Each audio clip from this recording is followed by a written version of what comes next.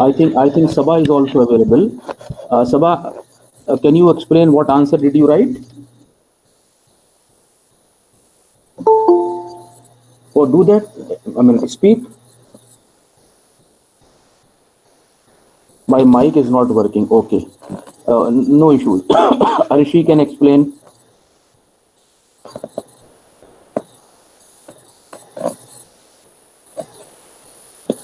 Arishi, are you around? Yes, sir. So, am I Uh, audible? yes, audible. So, in a balance sheet, the asset side is equal to the liabilities at capital side. So, if we ignore, there is no problem if we ignore them. If we ignore the long-term liabilities for calculating the ROI. So, have you now understood what was the reason of not including liability side in the formula?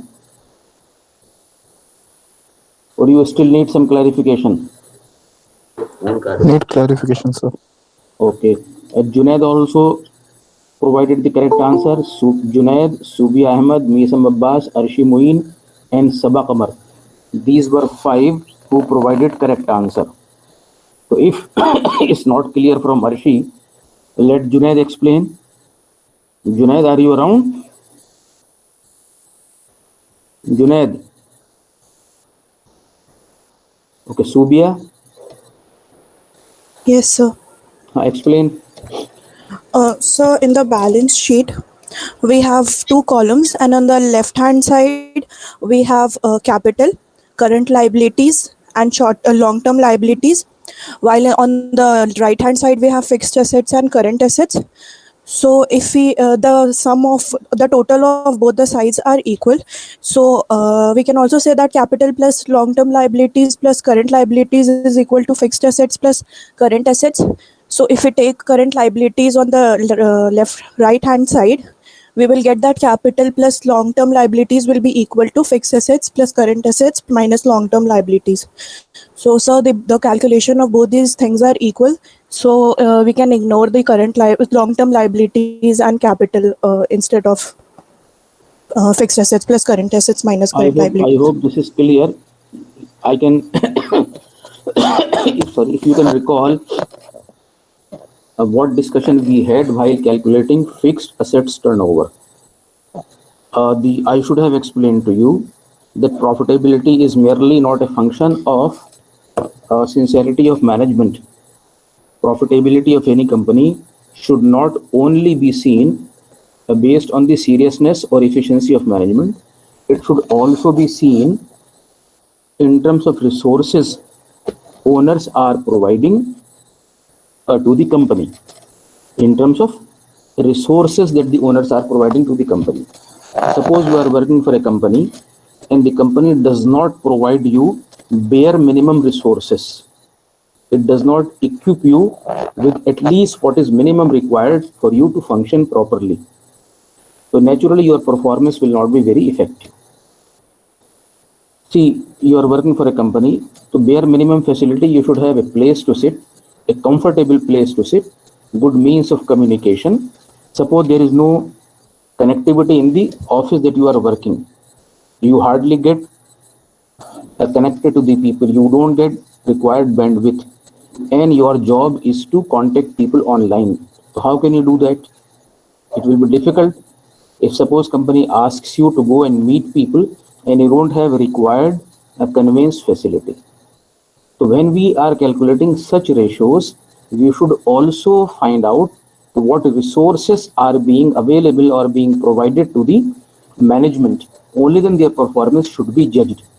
So when we calculated fixed asset ratio, not only we wanted to know how good efficiently or how well is management utilizing fixed assets, we also were calculating the ratio between input and output. So when we say investment turnover or return on investment, owners have invested and what profit has been generated by the management. So when we say investment turnover, when we say return on investment, so investment from the point of view of asset, investment from the point of view of liability. So you take one of the two figures, either asset or liability. See, you are using one figure as denominator. You are using one figure as denominator. So you put the figure of asset or you put the figure of liability. What difference will a calculator make or a computer or Excel sheet make? For Excel sheet, for computer, for calculator, these are all only figures. 10,000 rupees or 10,000. Either these are asset or your liability. In balance sheet it matters, but in calculation it does not. Therefore, you use any one of the two, either asset side of balance sheet or liability side of balance sheet, representing your investment, representing the resources that company has provided to you. Your answer will remain the same. If you remember, I asked you yesterday also, I gave you a hint yesterday also, that in case you are missing the point, still some clarity, still some refreshing of one of the accounting conventions is necessary. Now, by now, you must have realized what is the convention. What was that convention? That convention was duality concept. Assets are equal to capital and liabilities. I hope it is clear to you now. If you still need some more clarification, I don't mind giving it to you. If it is clear, we may proceed. We may start what next is there in our discussion. Let me share the up to which stage did we cover. We had covered up to ROI.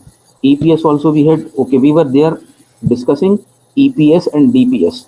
So earning per share and dividend per share was explained to you. I was giving you certain example, then later I thought that I'll prepare a table, and based on that I'll provide you further clarification. I'll give you more idea about calculation and interpretation of EPS and DPS.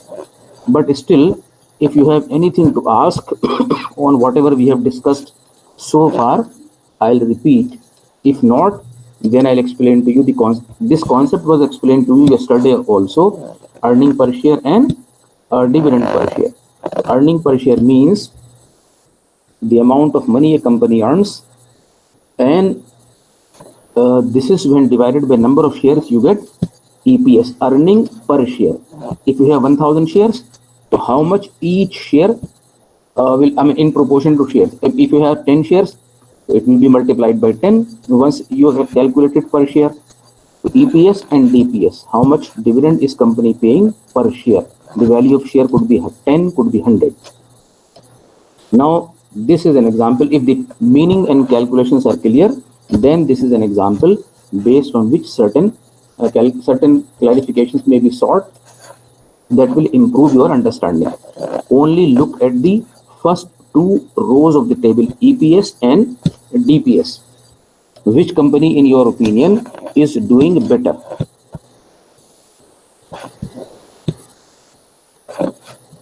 Which company is doing better?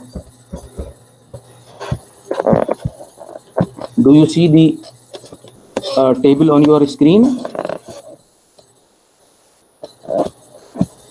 The data is available. You can see what is EPS for company C. 5. 5. Okay. Now look at first row and second row. EPS and DPS. Which company is doing better?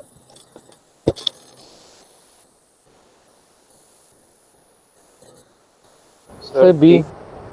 B is doing better because Sir, EPS and DPS collectively are more. you are saying B. Sir, D. Sir, C. C. Okay, from which point, whose point of view are you analyzing these two figures? Earning per share is more and dividend per share is less because the company is earning good enough, and its amount of dividend is quite less in C. Amount So So from company's point of view, firm D is better, while from investor's point of view, firm B is better. Just repeat your question. Repeat your answer once again. So from company's point of view, firm D is better, and from investor's point of view, firm B is better. Any comment from all of you or any one of you? Sir, Yes, yes. sir, she's not able to differentiate between a business entity and a business owner. I mean, Okay. Can you elaborate? so sir, she said that she's thinking from the company's point of view. Okay. And then company has no point of view. There's your management there, and then there's your owners there, or investors, you can say. Correct. Right. What is So, the difference between the company and investors? What is a company? so company is the entity, while Company is an association of investors, association of persons only. All shareholders collectively will make a company. So you have to analyze it from the point of view of one of the users. You have got several users. Income tax department is one of the users. Government of India is another user. A student of accounting are another user. Investors are another user. From whose point of view are you analyzing, and from whose point of view which company is better?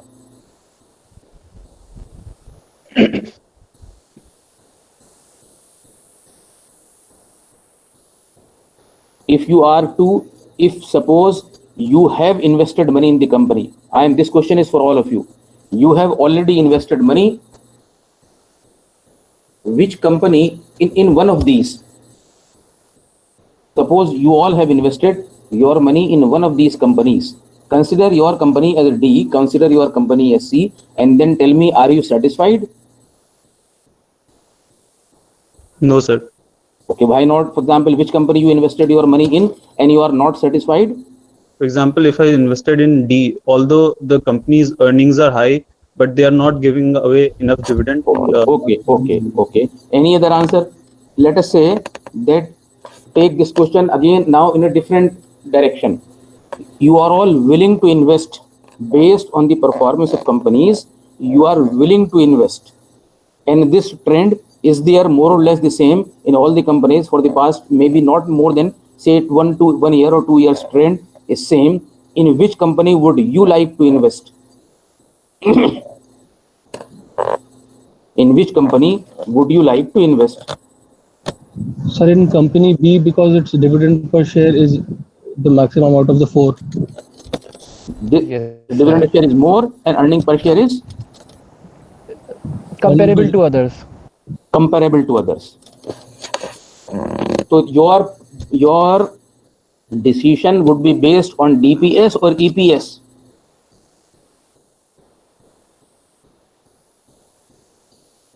So please differentiate EPS and DPS first. Okay. What is hold on. EPS I explained earlier also.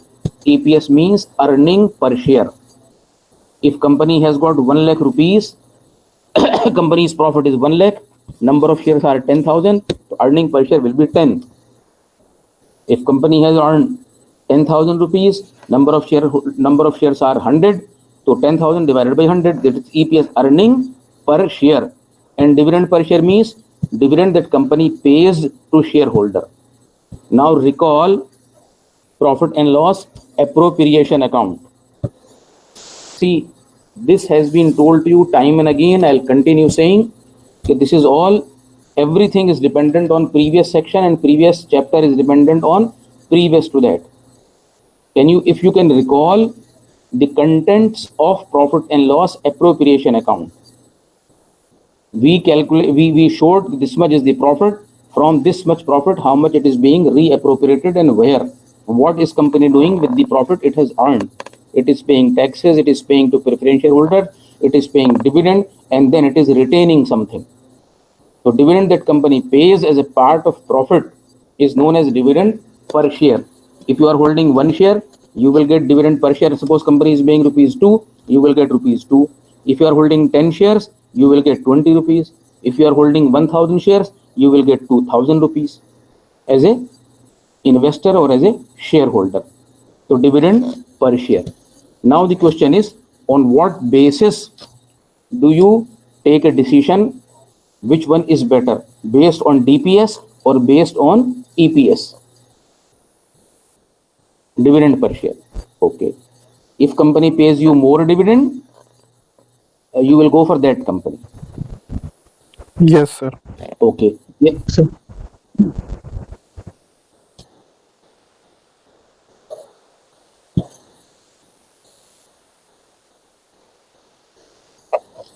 Later on, the EPS, in your opinion, should be more.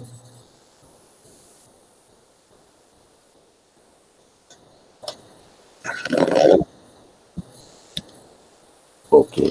So you mean to say EPS should be more than DPS. Now gradually, gradually you are coming closer to the correct answer. Gradually you are coming. Try to, try to apply it to your personal finances. Consider the money that your parents give you every month. Suppose every month you receive 10,000 rupees. How much would you like to spend? More than 10,000, equal to 10,000, or slightly less than 10,000? Less than 10,000. Slightly less than 10,000, correct. Why not more than 10,000? Okay. Right. Now try to apply the same with respect to company also. If company is earning 10,000 rupees, it should pay slightly less than 10,000 so that it can retain the amount, and that amount can be invested in some other projects. And like this, money will grow, isn't it? Right. If this is the case, what is your opinion about company B? It has earned 4 rupees and it has paid 5 rupees. Sir, it has paid out of past savings or. It has paid, very true, correct, very correct. It has paid from out of the savings that it must have made in the previous several years. Okay. So what is happening, that people are taking, let us say this class is taking decision on the basis of DPS, also thinking that how about firm D? It is earning 6 and paying 2.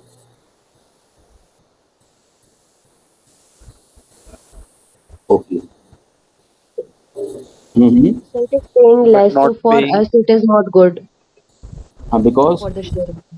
Sir, firm D is good for a long-term investor's point of view, and firm B, as you said, if you want to withdraw your money within a year, firm B is good. okay, that means no firm is good or bad. Each firm is good or bad depending on the investors associated with this. Suppose we talk about A. It earned 3, paid 2, retained 1. If there are people who are not interested in any retention, they want a regular payment of dividend to be made every year, they can sell their shares in this company and buy in this company. So depending on the requirements of investors, they have available market wherein they can buy and sell. A company can always earn more, pay less, earn less, pay more, and every individual, it will be individual decision, it will be specific decision is specific to individual. But in any case, one should go for a higher earning per share. Unless there is earning, you cannot pay dividend once, twice, thrice. It is possible. For all time to come, you cannot. Therefore, it is desirable that you have more earning per share. Even if you are paying less, people will be happy because they think that their money in any case will grow either with them or with their company. It is anyway their money. So in this way, we can take this decision, or we can comment on the performance of these companies. More importantly, there is a ratio that is listed here. This one, price earning ratio.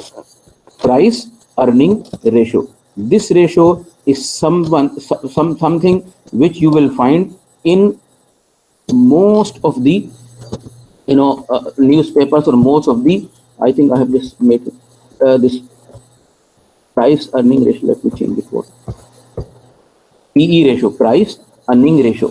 So price earning ratio is the one which you will find in most of the newspapers. This is very extensively used ratio. Now, what is price earning ratio? See, because when you buy a share of a company, maybe in IPO or somewhere, you usually buy at a lesser price. With the passage of time, a price of share increases. Now, this ratio measures a relationship between current market price of a share and earning per share. I'll repeat, current market price of a share and earning per share. Before I go more about it, just take out your pen and answer this notebook. Write down just two information. Face value of a share, rupees 10. Face value of a share, rupees 10. Market value of a share, market value of the same share, rupees 100. What have you written? Face value 10, market value rupees 100. Just write earning per share, rupees 2. Earning per share, rupees 2. So how much data have you noted? Just three figures. Face value 10, market value 100, EPS rupees 2. Earning per share is rupees 2. In terms of percentage, what is your return on investment? 20%. 2%. How much? 2%. sir. Now somebody is saying 2%, somebody is paying 20%. Which is the correct one? Sir, it depends on what price you bought it at. You bought it in the market. Okay. 1 year ago you bought it at rupees 10. Then it will be 20, sir. 20%. Company says it is paying 20%. What is company's claim, right? Company says it is paying 20%. Is the claim of company correct? Yes, sir. Okay, what percentage of return are you getting? So 20%. Why 20%? What is the value of your investment? 2 or 10 or 100? 10 rupees, sir. 100 is the market value of the share, which has been increased due to speculation in the market by other investors. Right now, if you need some money, you want to sell this share per share, how much will you get? 100, sir. 100. So what is your, if 100 you put somewhere in another investment and that gives you 10%, how much will you get? 10 rupees. How much is company paying to you? Sir, 2 rupees. So which one is better option? 10 or 2? But sir, I had only invested 10. Okay. So your decision will be based on 10 or 100. Sir, on percentage. Okay, percentage means which percentage? So the more amount the company that is giving us the more percentage on per share. Yes. That decision Now, based on just to address such issues which I have just raised, this ratio is calculated. Price earning ratio. In order to address such issues, should we take the value at which we bought? Should we consider the face value of a share? Should we consider current value of a share? What figure should we consider to arrive at a correct decision? So if we take a ratio between market price per share and earning per share, this issue can be resolved. Therefore, we calculate a ratio known as price earning ratio. Ratio between current market price and earning per share. This ratio is also known by another name known as price earning multiple. Price earning ratio or price earning multiple. And how do we calculate it? We calculate market price of a share divided by earning per share. It takes into consideration both. It takes into consideration the current price of a share and earning per share. And we see our real investment, okay, it was 10 rupees when we bought it, but now what is the investment? It is exactly the same way like you have a building. You bought that building 10 years ago for 1 lakh rupees. If somebody wants you, what is your investment in building? Will you say the investment that you made 10 years ago, or you will say your correct value, your current value of the building? Which one will you say? Current value or something that you bought 10 years ago? Current Value. Current value. That means market price per share today, earning per share. So we take a relationship. Now you look at this table once again. Initially I asked you to concentrate on row 1 and row 2. Now look at the value, look at the figures of look at the data of row 3 also. Decide which company in your opinion is better.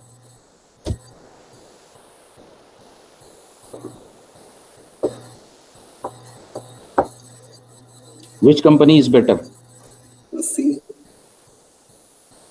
So firm B. Okay. So for me, How have you arrived at this decision?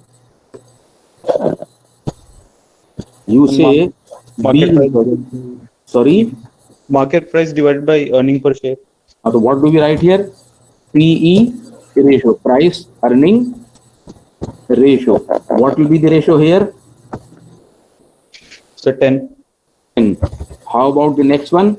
12.5, 12.5. This one? 15. 12. This one?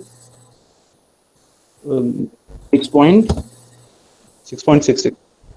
67, let us say, correct? So if you have this data with you, you can take a better decision by comparing. There is more which you will find in the literature about price earning ratio or price earning multiple, but for the time being, looking at the synopsis of your course, this much I think is enough for the discussion, that we take into consideration not only EPS or DPS, but we also take into account the current market price of a share and compare it with earning capacity. So we go for price earning multiple or price earning ratio, and a company having a higher price earning ratio, we consider it better. You will find a lot of discussion in the literature on these ratios, but this is considered as some benchmark, some kind of reference point can be given, and you may take a decision based on this. Now we come to, if there are some questions you can ask.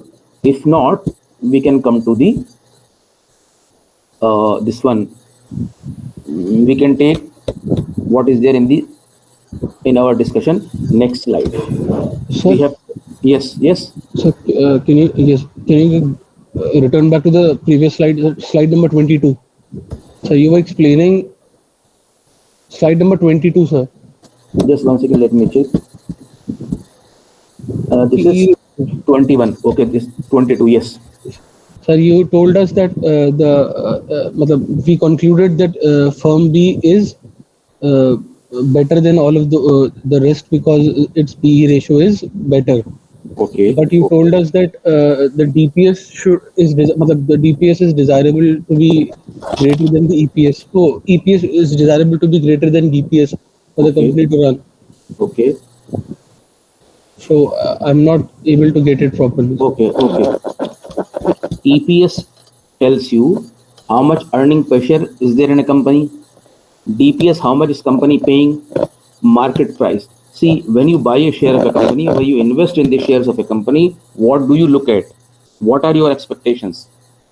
When you are investing in a company, what are your expectations? To get maximum return. Return in terms of, you get basically 3 types of returns. You get 3 types of return when you invest in shares, when you buy the shares of a company. Number 1, you get every year some dividend. Some companies pay interim dividend also. One dividend they will pay at the end of the year. At times when the profit is more, there are some reasons even beyond the books, then they will pay you dividends in between also. After 4 months, after 6 months, they can pay you dividend known as interim dividend. So you, number 1, you get dividend. Number 2, the dividend that you receive keeps on increasing every year. This time it was 12%, next year it can be 12.5%, next year it can be 13%, and so on and so forth. So number one, you get dividend. Number two, dividend grows. Number three, more importantly, is appreciation in the value of your share. Appreciation in the value of your share. You bought a share for rupees 100. Company paid you no dividend, but the share price has gone up to 150. So what is your return? 50%? Yes, sir. Will not be you satisfied? Will you not be satisfied with 50% return? Yes, sir, I Although, will be. although you will be, although dividend per share was 0, Yes, sir. compared to another company which has paid a dividend, share price was 100, company paid a dividend of rupees 20, and its value has gone up to only 120. So 20 you received as dividend and 20 in the form of appreciation in the share. So compared to other investor, you received only 40%. Others have received 50%. So you not only look at the dividend per share or earning per share, you also look at the way at which the price or rate at which the value of your share is increasing. So taking both into consideration only, you take a decision. So this is how it can be explained. Sir, Yes. so why would a company will give a higher DPS than the EPS? Okay. There are several reasons. One of the reasons could be, suppose if you talk about the case of company B, which is paying higher dividend than its EPS. Suppose in the past several years, company has kept a trend or a record of paying rupees 5 per share as a dividend. Rupees 5 per share has been its record of the past 6, 7, 10 years. In a particular year, it did not earn much, but it wants to maintain the same record, so it can transfer some money from its previous year's saying and then can pay this, so that a particular image is created in the mind of those investors who do not want some kind of changes in the life, some specific pattern. Every year we should get this much money and we are satisfied. It wants to create such an image, and it wants to pay the same dividend that it has been paying for the past several years. Suppose in this year, in which company earned less and should have paid less, but it plans to come up with some IPO. It wants to invite money from public, it wants to raise some money, and it pays less dividend. Then maybe it will not attract several people. People may think that it is paying less dividend compared to what it paid in the previous year. So let us not buy from this company. Let us not invest in this company and invest somewhere else. There are, so many things. If you look at newspaper and you see a lot of advertisement from company talking about several things, there is a possibility that within next 2-3 days, within next 4-5 days, it can come up with a public offering. So first it will create an image in the minds of company that this is an excellent company, and soon it will come up with the IPO, so that it is fresh in the mind of people, and can people buy the shares of this company. There are so many things. It is a different world altogether. What all I am discussing is purely on the basis of something which is available in the books, or which is for academic purposes only. Somebody earlier asked me, I replied also, why is it if company is suffering losses for the past several years, why is it into the business? If company is suffering losses and the accumulated losses could be carried forward now 8, I was having idea of 7, which I might have forgotten, can carry forward losses up to 8 years. So somebody rightly asked a question, if company is continuously suffering losses, why should it remain in business? Why should it accumulate business? It cannot be discussed in the slides. It cannot be taught to you in terms of a classroom discussion, because these are all unethical plans of the company with which it operates. And in those unethical plans, in those, we cannot say illegal plans, rather, it becomes successful also. It knows that during so and so period, it will make huge profit. It knows during so and so year, it's that particular situation will mature. It will earn huge profits. So why should it pay taxes on that? So it builds on a certain losses, and so that the profit it earned, it saves the taxes on this. There are so many things which company, which their people, which are intelligent people, they read between the lines and accordingly take decisions. So they take advantage undue advantage, we should say, of the system which is prevailing, and accordingly can make huge money. Their one stroke of a pen, one particular decision which they may take, can create for them crores of rupees, billions of rupees, millions of rupees, which otherwise people take generations to make that much of money. And they know how to take the advantage of law, or how to take the advantage of system which is prevalent, and it's not only confined to our country. This is the story everywhere in the world. So there are more to it which practically happens. People take decisions on factors which you will not find, I'll repeat, which you will not find listed in any book by any author. No one can take this risk of listing those things which people do behind the scene, which people do read between the lines, and then they take decision. I gave you an example earlier about the Reliance. It's, difference between revenue and difference between borrowing. Cash flow remain unchanged. You received 15 billion rupees by way of sale. You receive 50 billion rupees by way of loan. In case of loan, you will pay interest. That interest again will be tax deductible.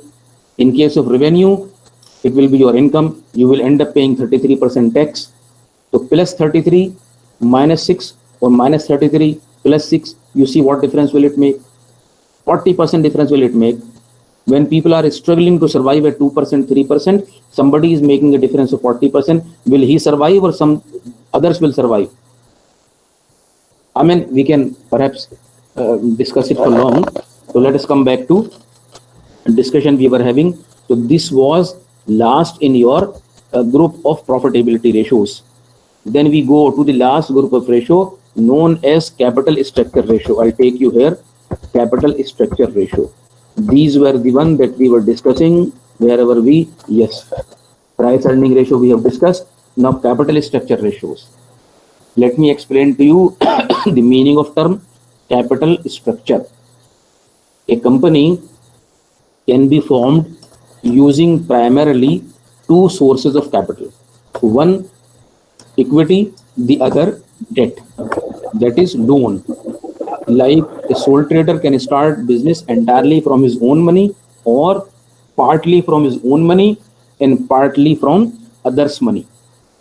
So various permutations and combinations that a company has to start business or to invest in the business, with which long-term capital I am saying is known as capital structure of a company.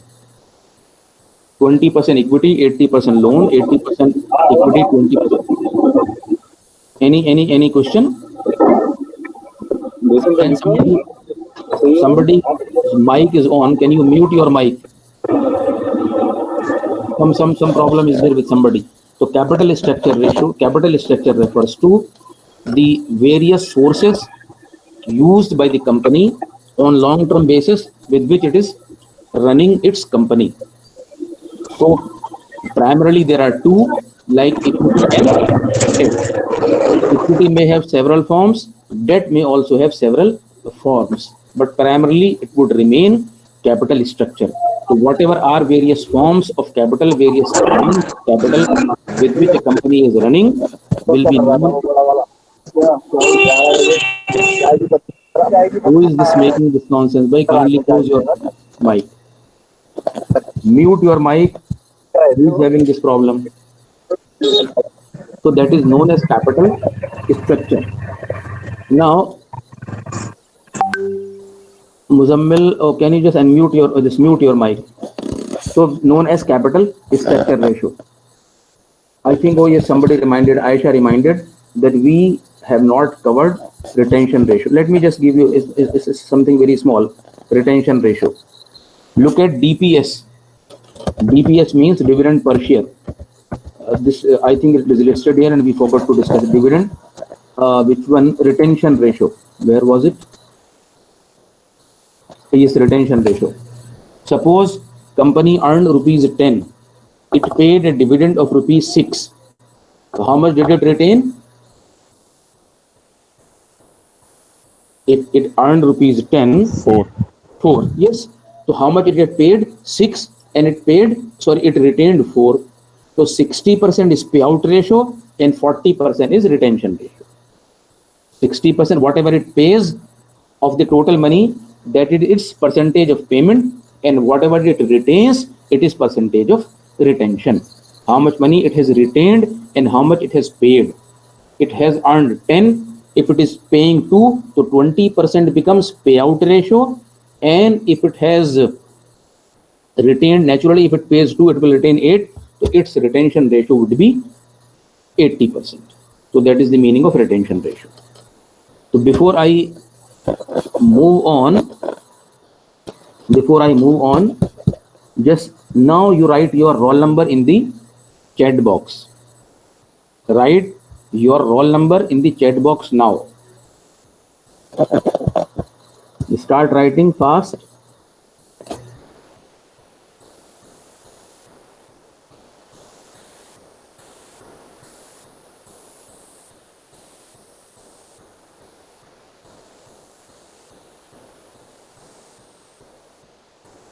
Okay, if everybody has written, we will proceed.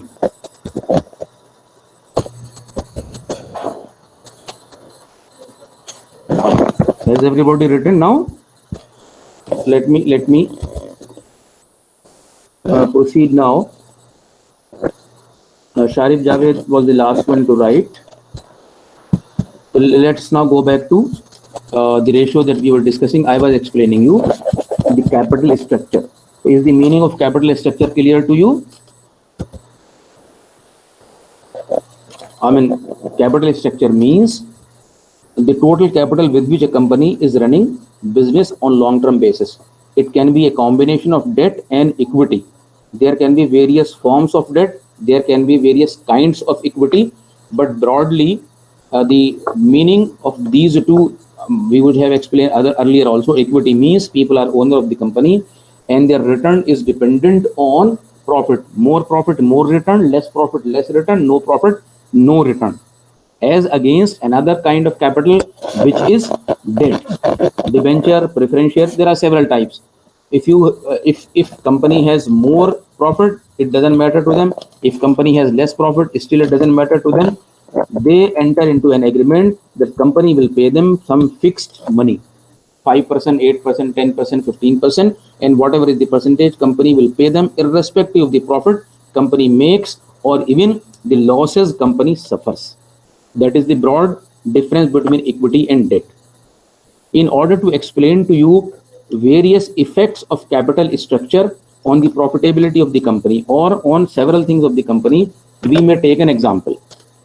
See, capital structure ratio, if you look at earlier also, this is the group of ratio.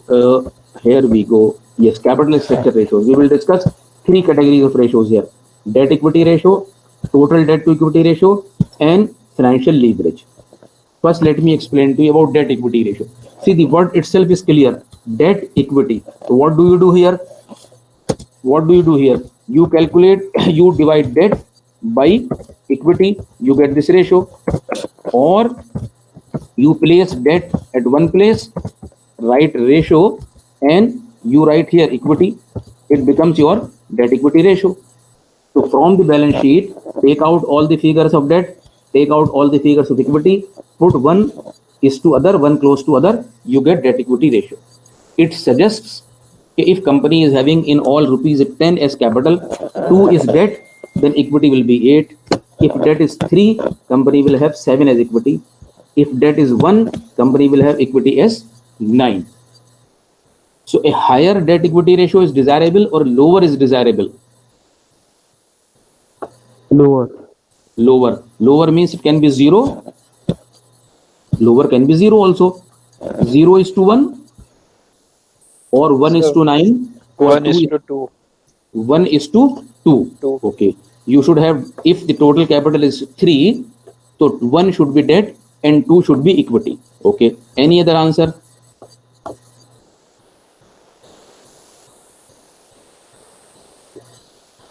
By the way, apart from answer, there has to be some logic also. Why should you have less debt? Why should you have more debt? What is the trend these days? Companies are reducing their debt in their capital, total capital structure, or companies are increasing the amount of debt in their capital structure. If you look at the news item, if you read newspapers, if you read business news, what do you observe? What trend do you observe these days? More debt or less debt? So more debt. Sir, nowadays debt is more, sir. More. Okay.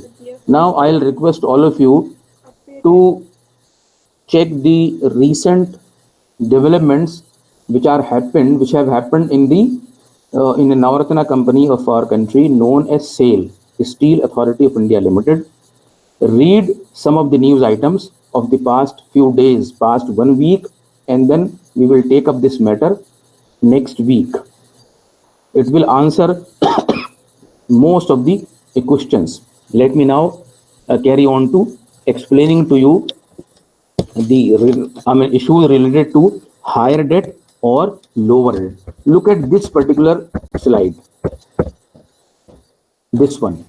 There are two firms, firm A, firm B. Look at only these two columns right now. Firm A, firm B. Don't look at B2. Just only concentrate. There are two firms A and B. They have got total assets of rupees 1,000 each. So they are comparable. Assets are same. Look at their capital. It has equity of 1,000. A has equity of 1,000, but B has equity of 500. So naturally, total asset should be equal to total capital. So B has debt also carrying 10% interest. So now both firms are equal in one respect, that is their assets are same. They are different in one respect. It has only equity. It has equity as well as debt. Is the information clear up to this stage? Is the data clear up to this stage? Yes, sir. Okay. Yes, sir. Yes. Both Yes, are sir. earning 20%. Both are earning 20% on their asset, return on asset. So if they are earning 20% on their assets, both will earn 200 each. 20% of 1,000, both Yes, sir. 200. Now, before you proceed, naturally, if you have borrowed money, you will pay interest.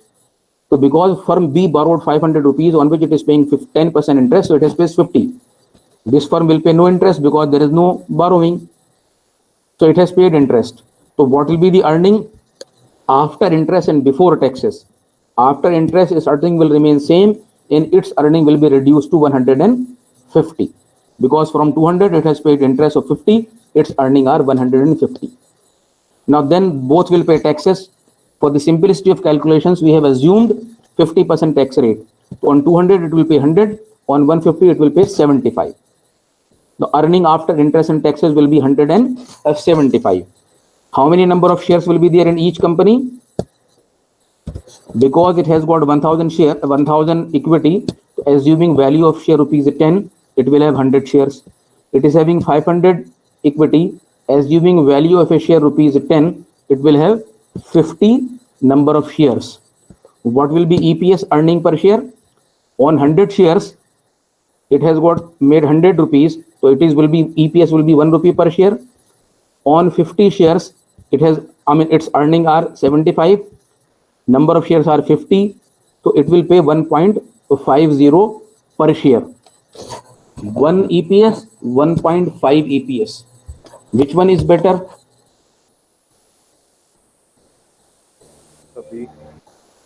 One or 1.5?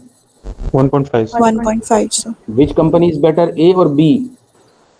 B. B. In what respects are they same? They are same in respect of total assets. They are same in respect of return on asset. They are same in respect of taxes applicable to them.